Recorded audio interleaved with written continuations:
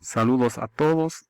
Estamos en el día 13. Seguimos con el Catecismo Católico. Catecismo leído, día 13, 1 de 2. Primera parte, segunda sección, capítulo 3. Punto 397 al 411. En el nombre del Padre, y del Hijo, y del Espíritu Santo. Amén. Padre nuestro que está en el cielo, santificado sea su nombre. Venga a nosotros su reino. Hágase su voluntad en la tierra como en el cielo. Denos hoy nuestro pan de cada día. Perdona nuestras ofensas, como también nosotros perdonamos a los que nos ofenden. No nos deje caer en tentación, y líbranos del mal. Amén. El primer pecado del hombre, 397.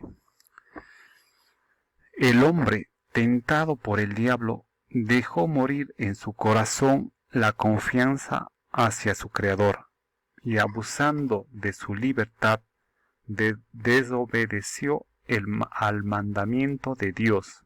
En esto consistió el primer pecado del hombre. En adelante, todo pecado será una desobediencia a Dios y una falta de confianza en su bondad. Punto 398. En este pecado el hombre se prefirió a sí mismo en lugar de Dios, y por ello despreció a Dios. Hizo elección de sí mismo contra Dios, contra las exigencias de su estado de criatura y por tanto contra su propio bien. El hombre creado en un estado de santidad estaba destinado a ser plenamente divinizado por Dios en la gloria. Por la seducción del diablo quiso ser como Dios, pero sin Dios, antes que Dios y no según Dios. Punto 399. La Escritura muestra las consecuencias dramáticas de esta primera desobediencia. Adán y Eva pierden inmediatamente la gracia de la santidad original. Tienen miedo de Dios, de quien han concebido una falsa imagen, la de un Dios celoso de sus prerrogativas. Punto 400. Ahí nace la imagen. La armonía en la que se encontraban establecía gracia a la justicia original. Queda destruida. El dominio de las facultades espirituales del alma sobre el cuerpo se quiebra. La unión entre el hombre y la mujer es sometida a tensiones. Sus relaciones estarán marcadas por el deseo y el dominio. La armonía con la creación se rompe. La creación visible se hace para el hombre extraña y hostil. A causa del hombre, la creación es sometida a la servidumbre de la corrupción.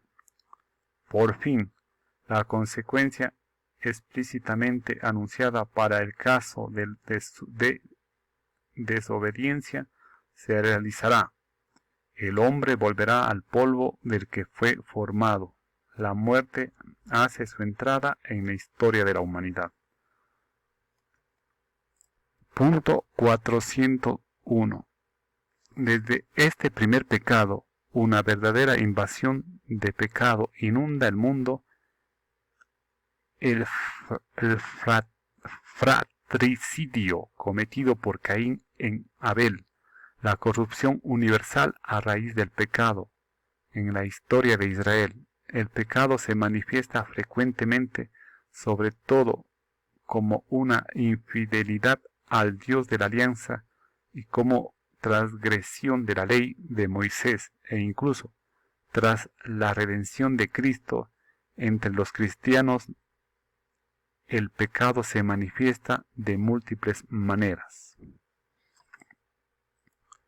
La Escritura y la tradición de la Iglesia no cesan de recordar la presencia y la universalidad del pecado en la historia del hombre.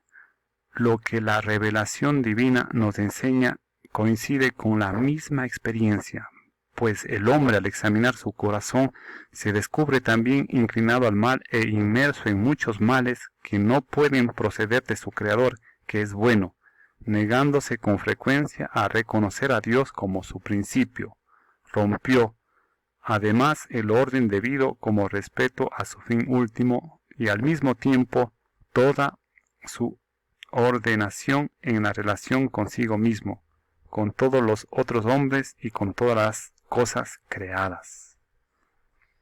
Consecuencias del pecado de Adán para la humanidad. Punto 402. Todos los hombres están implicados en el pecado de Adán. San Pablo lo afirma. Por la desobediencia de un solo hombre, todos fueron constituidos pecadores. Como por un solo hombre entró el pecado en el mundo, y por el pecado la muerte, y así la muerte alcanzó a todos los hombres, por cuanto todos pecaron. A la universalidad del pecado y de la muerte, el apóstol opone la universalidad de la salvación en Cristo. Como el delito de uno solo atrajo sobre todos los hombres la condenación, así también la obra de justicia de uno solo, la de Cristo, procura a todos una justificación que da la vida. Punto 403.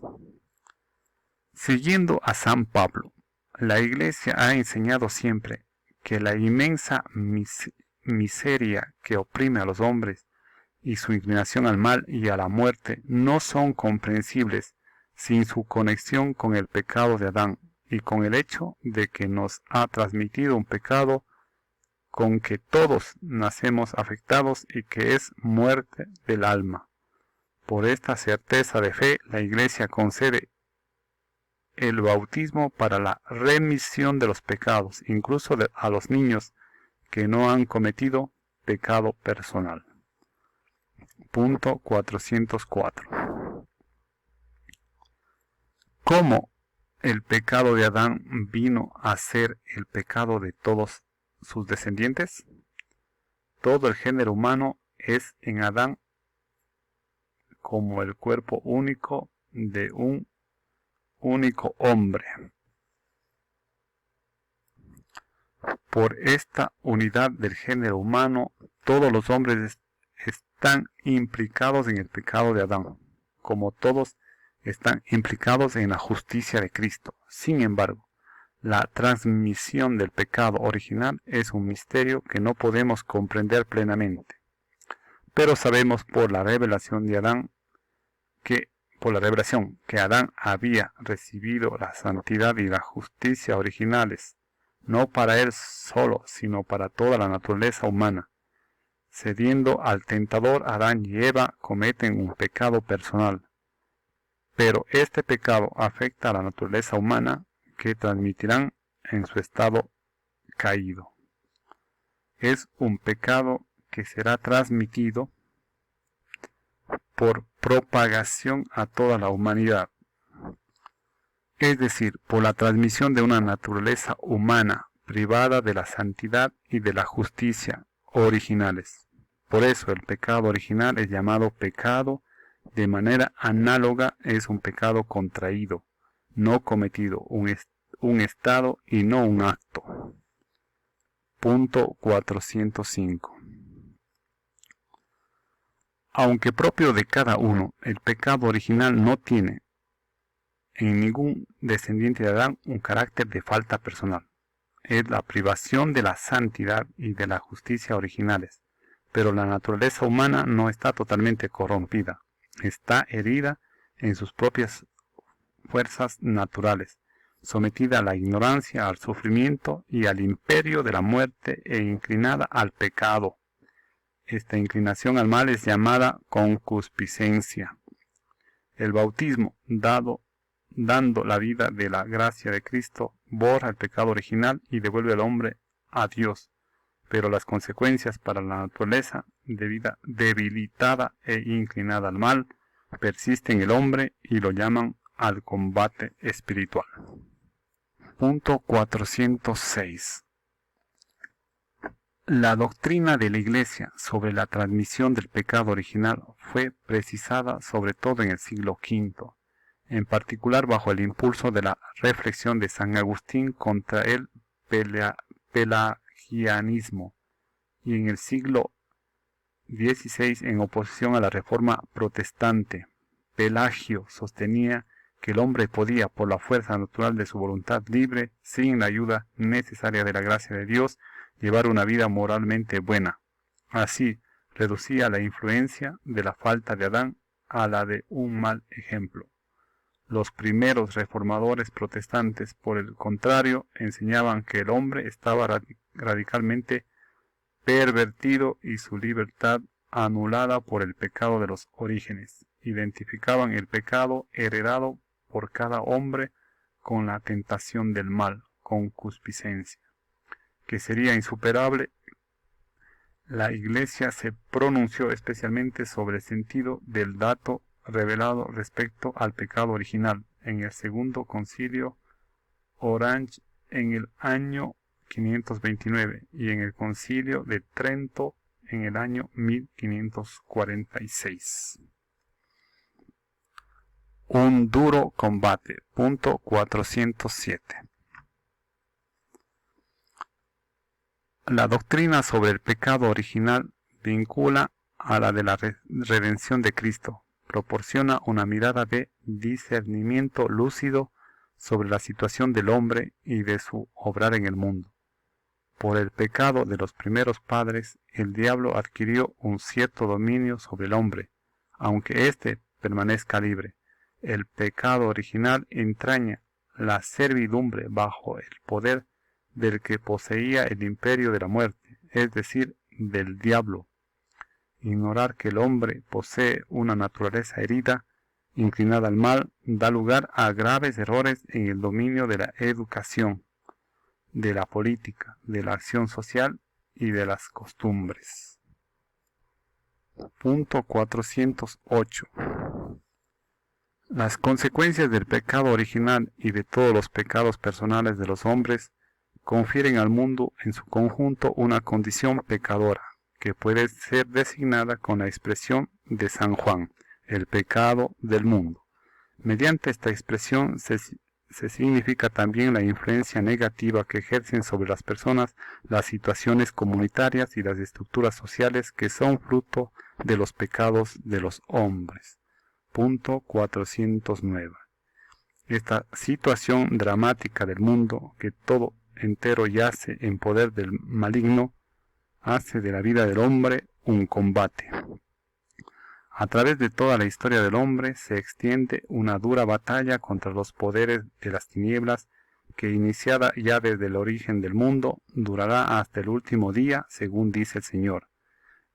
Inserto en esta lucha, el hombre debe combatir continuamente para adherirse al bien y no sin grandes trabajos. Con la ayuda de la gracia de Dios es capaz de lograr la unidad en sí mismo. Cuarto, no lo abandonaste al poder de la muerte. Punto 410. Tras la caída, el hombre no fue abandonado por Dios. Al contrario, Dios lo llama y le anuncia de modo misterioso la victoria sobre el mal y el levantamiento de su caída. Este pasaje del Génesis ha sido llamado protoevangelio, por ser el primer anuncio del Mesías Redentor, anuncio de un combate entre la serpiente y la mujer y de la victoria final de un descendiente de ésta. Punto 411. La tradición cristiana ve en este pasaje un anuncio del nuevo Adán, que por su obediencia hasta la muerte en la cruz, recupera con sobreabundancia la desobediencia de Adán. Por otra parte, numerosos padres y doctores de la Iglesia ven en la mujer anunciada en el protoevangelio la Madre de Cristo, María, como nueva Eva. Ella ha sido la primera y de una manera única, se benefició de la victoria sobre el pecado alcanzado por Cristo. Fue preservada de toda mancha de pecado original y durante toda su vida terrena, por una gracia especial de Dios, no cometió ninguna clase de pecado. Hasta aquí el punto 411.